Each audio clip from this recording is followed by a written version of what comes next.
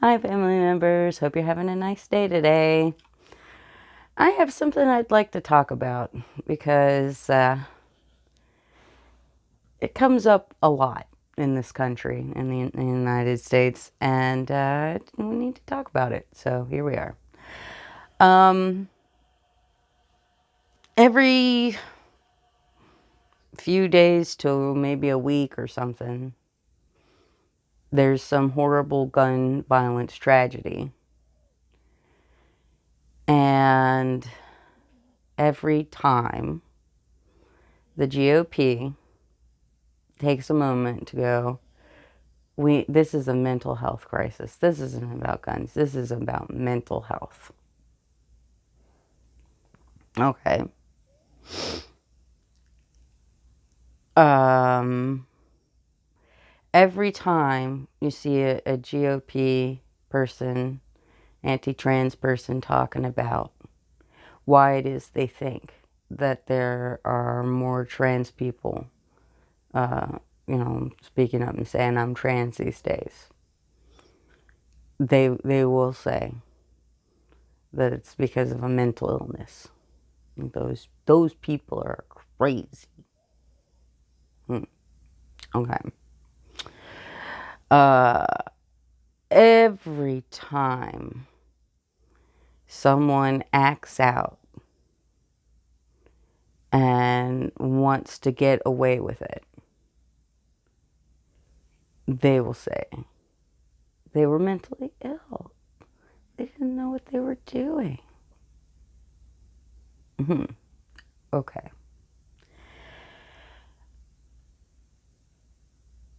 There's a line in ContraPoints' response to Megan's podcast where she cites a guy who is also responding to the same podcast.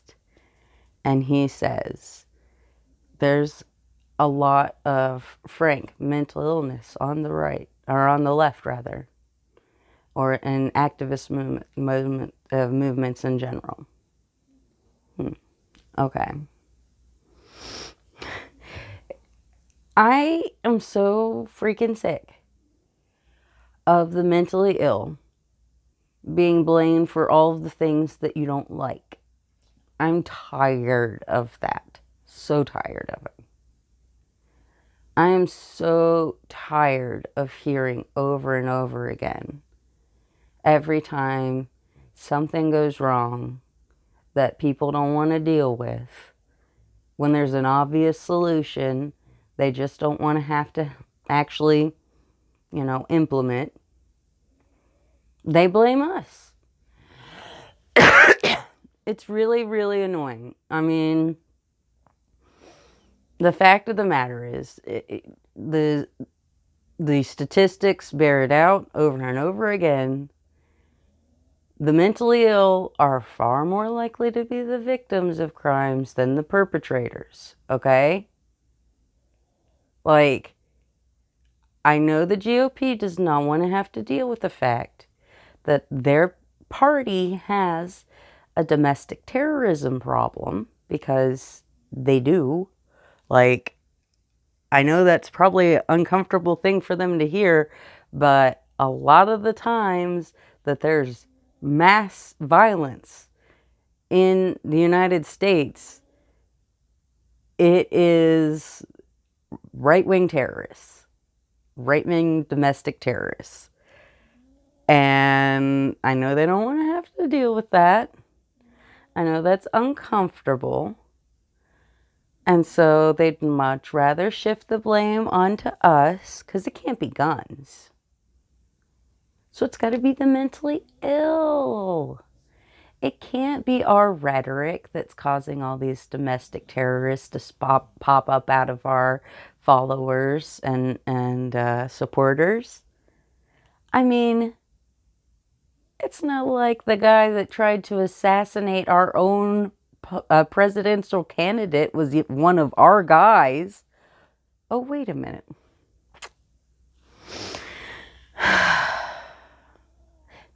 It's really frustrating. Like, yeah, we do have a we do have a mental health crisis in this country. That is true. You're not wrong to say that. But it's not what's causing all this gun violence. It's the frickin' guns, okay? Like, I grew up in a household where my father is still, to this day, an active hunter. It's like one of his great passions in life. And we always had guns around. And I was taught how to respect those guns from a very early age. They were never locked up, but there was never any sort of problem with those guns in my household, with anyone in my family. Why? Because I was taught to respect them, and I wasn't brainwashed by what is the word, stochastic terrorism. Like,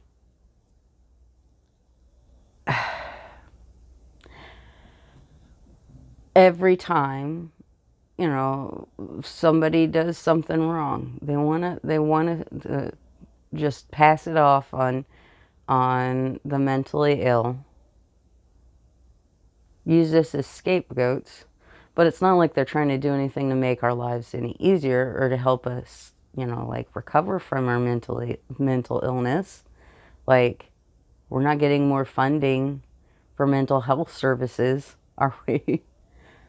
Now, if there were any justice in the world, we would have a mental health response team similar to the fire department or ambulances, or even maybe in some cases like police departments.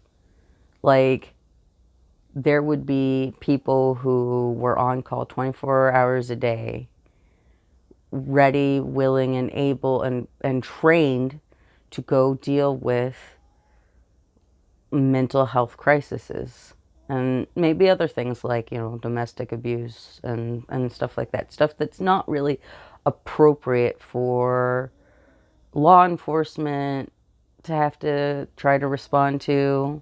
They don't have the training for that. And, it's not really in the purview of, like, the EMS or firefighters, But we don't have that. We don't. And if there,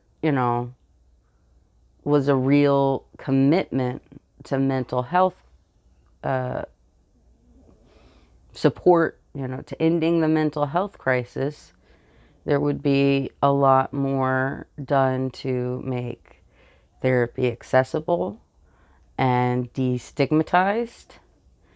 And, we would be able to talk about these things in a mature way. And we're not able to do that. Not as a nation. I hate to say it, but it's true. You gotta understand something here. Like, I'm, like, academically intelligent.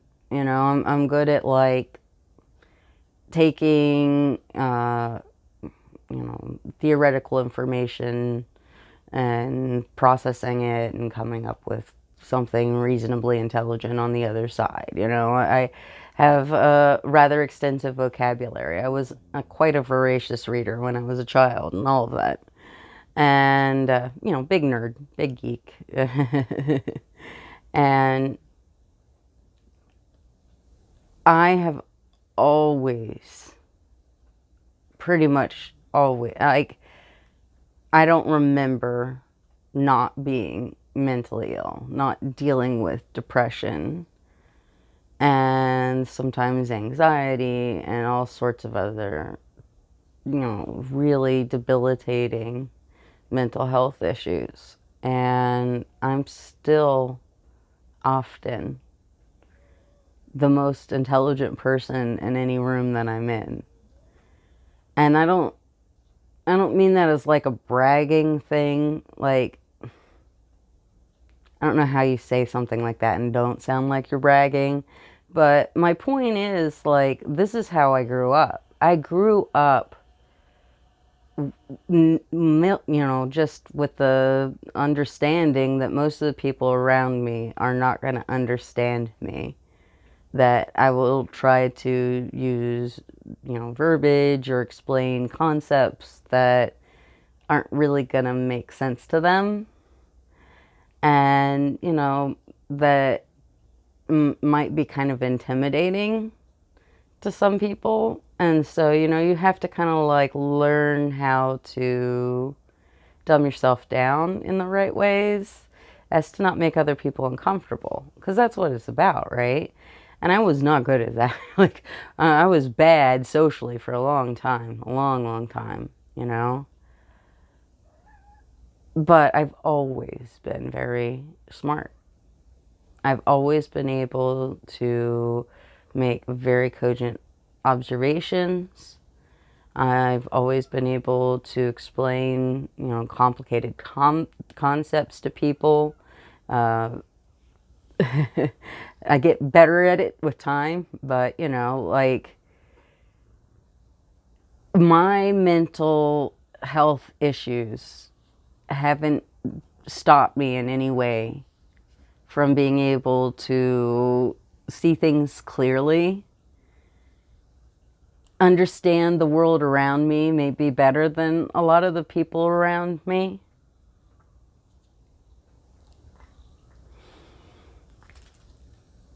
It's not, being mentally ill doesn't make you violent or unintelligent or less worthy, less observant, less important as a part of society,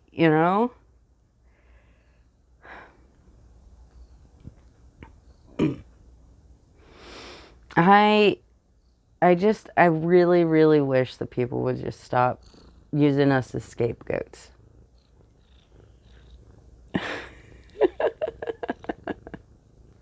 Leslie. She had to come by and say hi.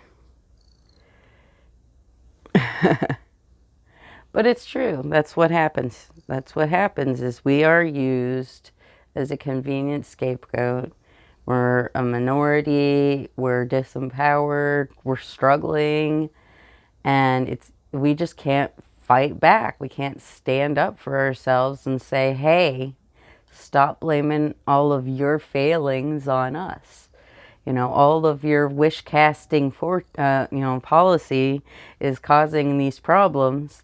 And don't try to like shift the blame onto us so that you can pretend like the world that you want to exist is going to just magically pop into existence somehow.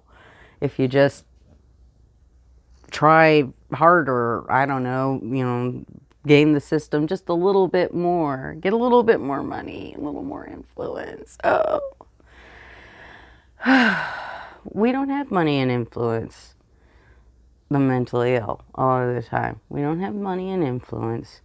And so we're a real easy target to use to cast us as the villains in any scenario.